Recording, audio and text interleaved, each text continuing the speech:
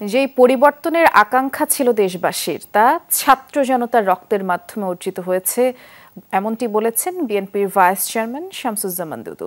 দুপুরে জাতীয় প্রেস ক্লাবে এক আলোচনা সভা ছিল এবং সেখানেই যত দ্রুত সম্ভব মানুষের ভোটাধিকার ফিরিয়ে দেওয়ার পরিবেশ তৈরি করতে অন্তর্বর্তী সরকারের প্রতি আহ্বান জানান শামসুজ্জামান। বলেছেন, আওয়ামী ফ্যাসিবাদ সরকারের এখন অনেক দোসর সরকারি সুবিধা পাচ্ছে, অথচ তাদের জেলে থাকার কথা ছিল। আলোচনা সভায় নাগরিক ঐক্যের সভাপতি মাহমুদুর রহমান মান্না বলেছেন, এইভাবে মানুষের জীবন দিতে আগে কখনো দেখা যায়নি। এক যুগের বেশি সময় ধরে আন্দোলন করে বিরোধী দলের নেতাকর্মীরা প্রাণ দিয়েছেন, তবে শেষ বিজয়ের পতাকা উঠেছে ছাত্রদের হাতে। বলেন, এই সরকার এখনো সংস্কারে হাত দেয়নি, দরকার সুনির্দিষ্ট রোডম্যাপের। মুক্তিযুদ্ধের পরে একটা জাতির এই ধরনের নির্বাচনের নামে তামাশা কেউ প্রত্যাশা করে না।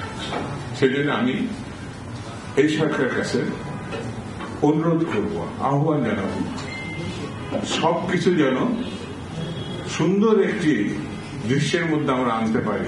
এখন পুরো পুলিশ ব্যবস্থা ঠিক করলে কি হবে? আপনার ব্যুরোক্রেসি ঠিক করতে হবে, বিজিবি ঠিক করতে হবে, একই সঙ্গে আপনার জিনিসের দামও তো কমাতে হবে, একই সঙ্গে জনগণের যতগুলো সংকট আছে সেটা ঠিক করতে হবে।